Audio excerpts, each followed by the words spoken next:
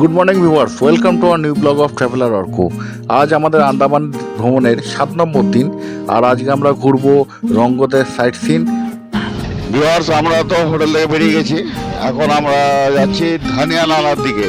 ধানিয়ানালা actually একটা mangrove walkway আছে, কাঠের তৈরি ব্রিজ মতো, তো ম্যানগ্রোভ যেতে হবে, ওটা করেই প্রায় 1-1.5 কিলোমিটার হেঁটে যেতে হয়, সেখানে যাচ্ছি এখন আমরা। চলুন, আর এইদিকে সূর্যটা যা খুব দারুণ উঠেছে কিন্তু, আর আমাদের ডান দিকে যাচ্ছে সমুদ্র।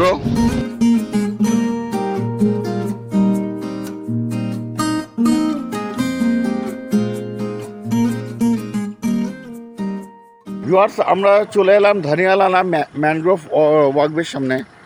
গলাটা একটু খসখসে, এত চিৎকার চেল্লামেল্লি হয়েছে, গলাটা একটু বসে গেছে, তাই অন্যরকম কষ্ট শোনাচ্ছে। এই পেছনে আমাদের গাড়ি আছে, আর ঠিক তার এই পেছনে দেখতে পাচ্ছেন, এটাই হচ্ছে এন্ট্রি গেট। প্রায় 1-1.5 কিলোমিটার মতো হাঁটতে হবে। ম্যানগ্রোভের ভেতরতে ফুট ব্রিজ করা আছে, দারুণ লাগবে, চলুন। আমি সিল্কের পাঞ্জাবি, দেখো আমি এত মোটা ছিলাম, দেখো না, এত মোটা ছিলাম। ওই পাঞ্জাবিগুলো একটু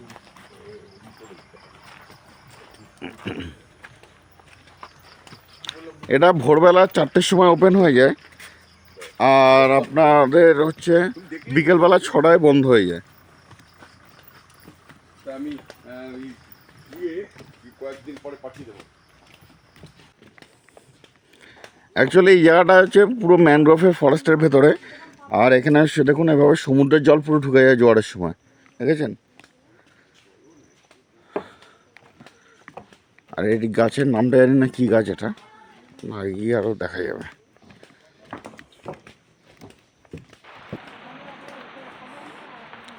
একটা কি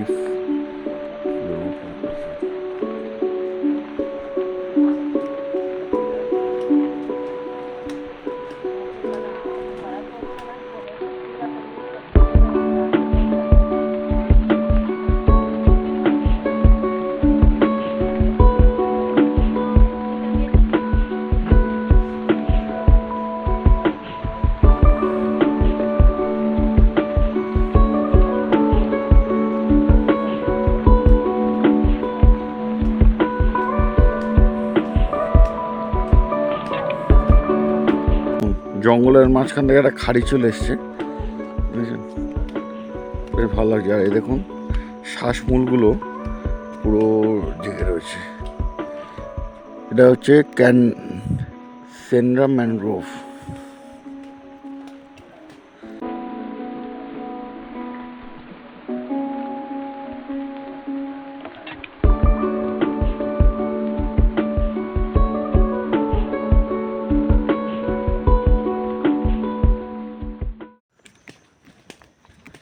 এখানে ভিউয়ার্স লাল খাদি বলে কি একটা গাছ আছে, লাল খাদি, এটাকে লাল খাদি বলে। আর উপরে দেখুন একটা কি ফল রয়েছে, কেউ যদি ফলটার নাম জানে একটু বলবেন তো প্লিজ।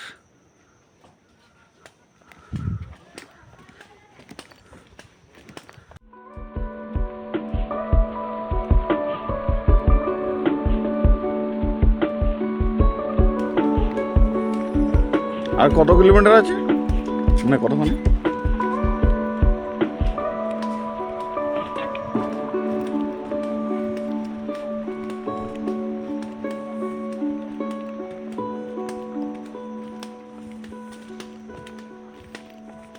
আমরা প্রায় বোধহয় 1.2 কিলোমিটারই রাস্তা হবে, কারণ বেশি রাস্তা না, আসতে তিলমাত্র কষ্ট হয়নি, খুব ভালোই লাগলো আসতে। আপনারা এলে অবশ্যই আসবেন। আর এখানে গিয়ে হচ্ছে ম্যানগ্রোভ ওয়াকওয়েটা শেষ হলো।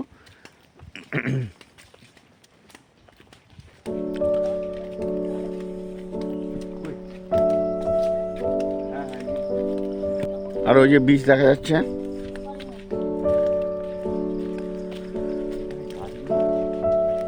ওদিক দিয়ে সূর্যের আলোটা তো বেশ ভালো ফোকাস করেছে।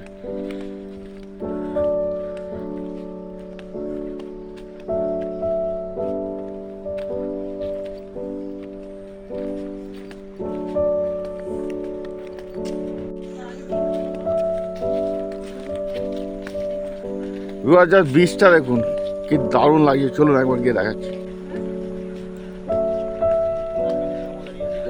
এগুলো হচ্ছে ব্যাঙের ছাতা, মাশরুম, ছত্রাক ছত্রাক ছত্রাক দেখিনি ছোটবেলায়?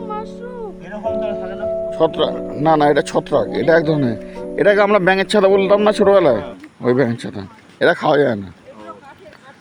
এবার এখানে দেখুন বীজটা আবার সেই সুন্দরভাবে সেট করা আছে, বেশ সাজানো। ওইদিকে দেখুন সমুদ্রটা বাঁক নিয়েছে, পাহাড়টার ওখানটা।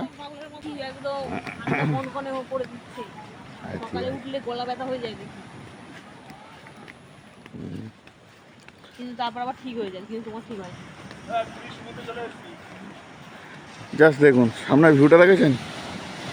Wow, just like a wow.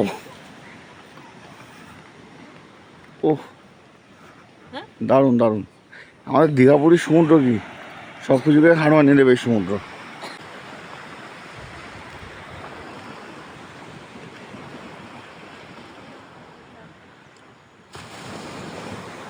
আর এখানে পাইন জঙ্গলটাও দেখুন।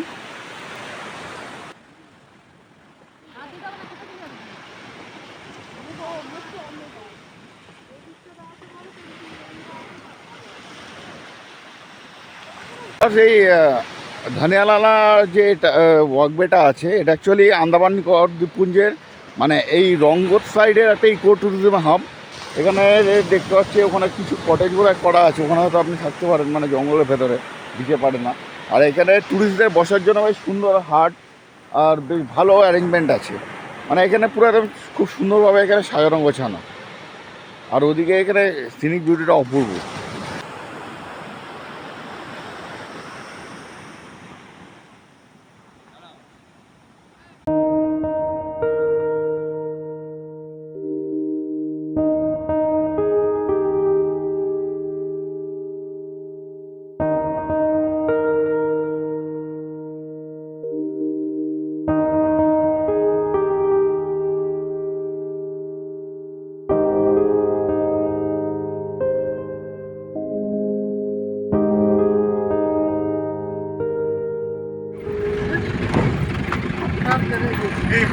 জলে যাবে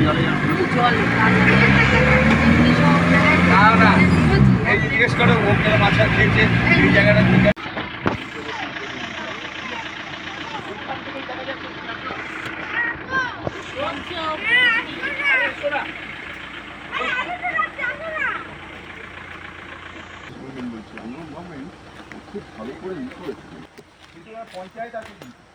পঞ্চায়েত তো থাকবে, আমাদের তো পঞ্চায়েত ব্যবস্থা, কাঠামোটাই তো পঞ্চায়েত। দেখছেন না একটা কালী পুজোর প্যান্ডেল নেই, এত সুন্দর জায়গাটা এলো না।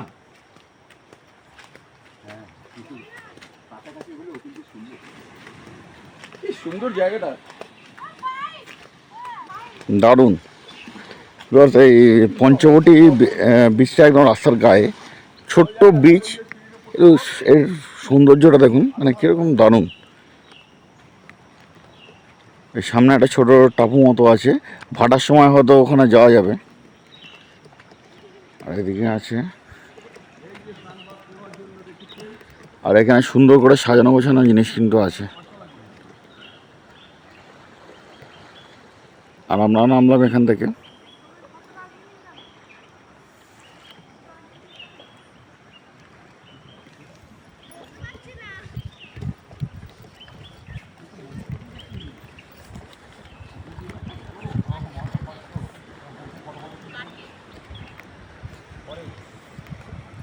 চলুন একবার উপরটা উঠে দেখি কিরকম দেখা যায় বিউটিটা।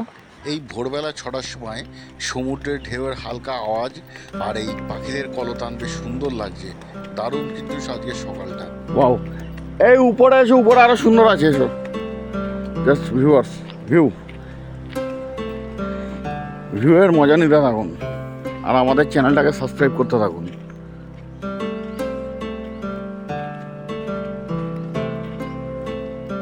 এই উপরে এসো।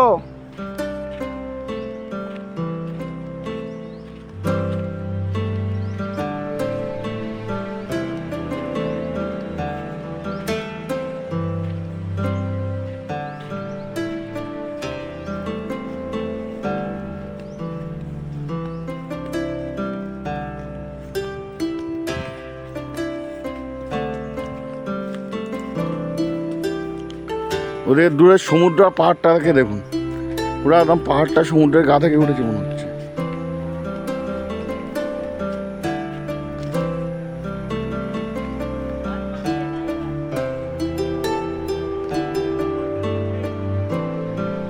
হ্যাঁ হ্যাঁ হ্যাঁ,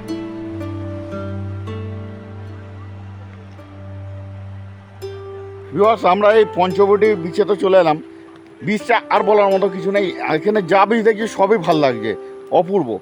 আপনারা খালি আমাদের সাথে থাকুন, আমাদের চ্যানেলটাকে সাবস্ক্রাইব করুন, আর এখানকার যে বিউটি এটা এগুলো দেখতে থাকুন।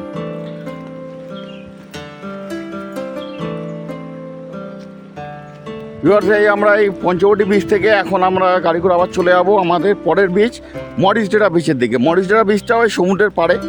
চলুন এবার আস্তে আস্তে যাই আমরা এই মরিচডেরা বিচের দিকে।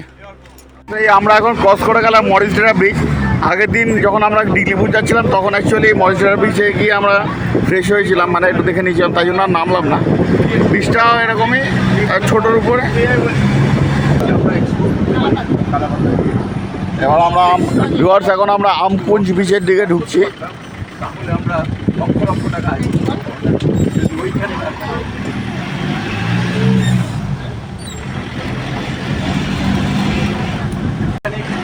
বানানোটা এই ক্ষেতের সামনে হয়।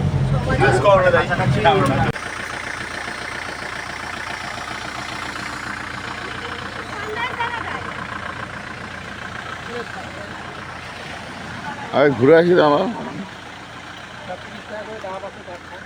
হ্যাঁ হ্যাঁ আচ্ছা, এদিকে এদিকে এই 30 টাকা করে ডাব, যে যে খাবে খেয়ে নিও। হ্যাঁ তুমি খাবে কি এখন? মালটা ভালো গেল। এই মালটা দেখি তো কই 30 টাকা করে ডাক দেন স্যার, সবাই ডাক দেন, আমি দিচ্ছি, সবাই ডাক দেন স্যার। এই ডাক এদিকে একটা বড় ছিল কিন্তু। এই আমরা চলে এলাম আমপুঞ্জ বিচে। দেখুন জলটা এদিক থেকে বেরোচ্ছে, বৃষ্টির জল, ভালো লাগছে কিন্তু।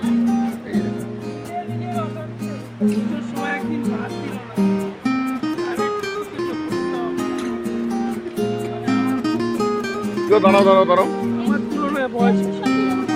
দাঁড়াও, ওটাকে জামির বলে। ভিউয়ার্স আমরা চলে এলাম এই আমপুঞ্জ বিচে। আমপুঞ্জ বিচের পর আমরা এখন চলে যাবো রামান বিচ। যদি ড্রাইভারকে বলি দেখি রামান বিচের দিকে যাবো। রামান বিচ থেকে আমরা সোজা বেরিয়ে যাবো হচ্ছে আমাদের লং আইল্যান্ড জেটি, মানে বোট ধরার জন্য রঙ্গাতের যে জেটি আছে ওই জেটিতে।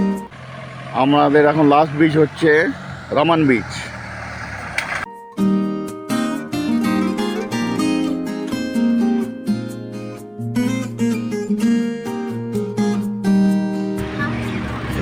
হ্যাঁ ওই আমার কাকু না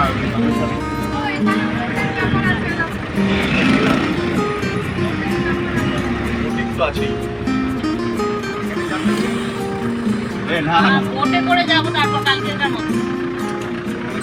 এই রামান বিচে দেখছি প্রচুর পরিমাণে নারকেল গাছ আছে। বাহ, দেখুন নারকেল গাছগুলো দেখুন জাস্ট।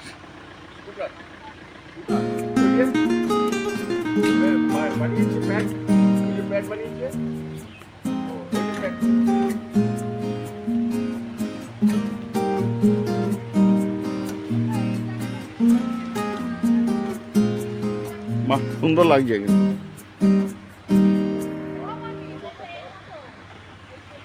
আমরা পৌঁছে গেলাম রামান বিচে। আজকে সকাল থেকে যে কটা বিচ দেখলাম তার মধ্যে এই রামান বিচটা সবচেয়ে ভালো লাগলো, কারণ এটা সুন্দর, আরও বেশি সুন্দর করে গোছানো, আর এর বিউটিটা খুব বেশি। এটাই আজকে মানে যে কটা বিচ এখন অব্দি সকাল থেকে ঘুরি তার মধ্যে সবচেয়ে ভালো। এরপরে তো যাবো আমরা লং আইল্যান্ড লালাজি বেতে। লালাজি বের বিউটি তো আলাদাই সৌন্দর্য। চলো।